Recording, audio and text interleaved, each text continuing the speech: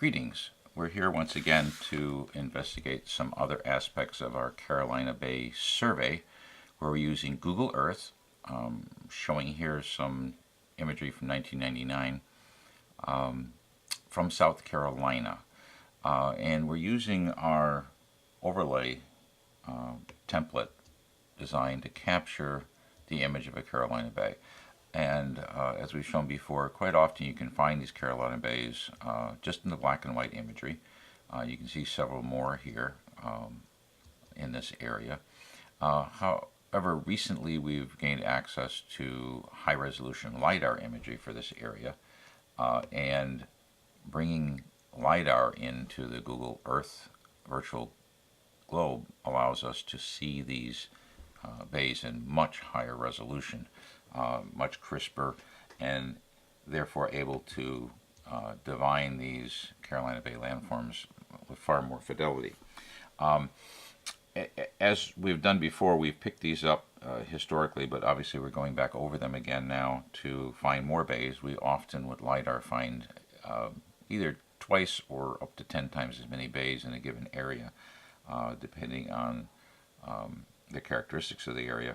Our methodology is to duplicate a bay overlay once we get a good version of it, and we usually find that that overlay will match very well the orientation and the overlay shape. This is the Bay South rendition of shape, and you can see it becomes a good, a fairly good representation of that bay.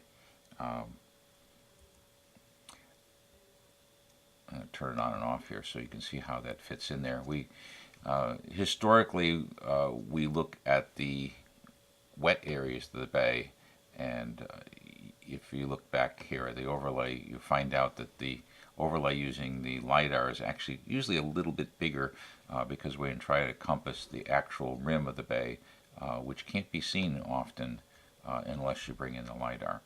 Now, one of the interesting aspects of this particular area here, I'm going to take this exact overlay here, and I'm going to move it up to a bay that we find just a little bit to the north and east.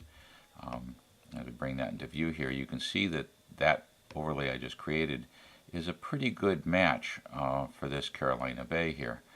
Depends on how you want to drop it in there, but if I pick up the rims on the outside rims and the orange areas here, you can see it's a very good fit. Actually, it's a twin, perhaps, of that bay. However, we also notice that there's a lot of what has been referred to as secondary rims within this structure.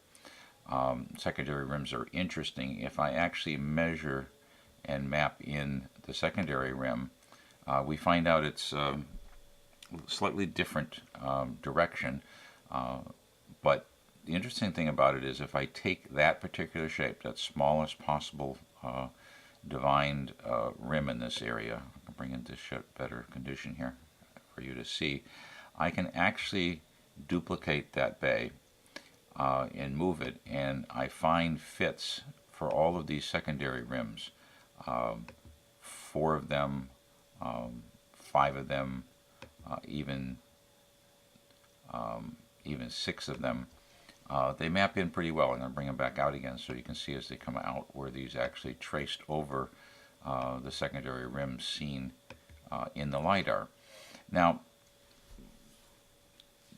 the presence of the secondary rims suggests to me that perhaps there was a high energy fluidized flow involved here, and these are basically ripples, as you would, as these bays were created.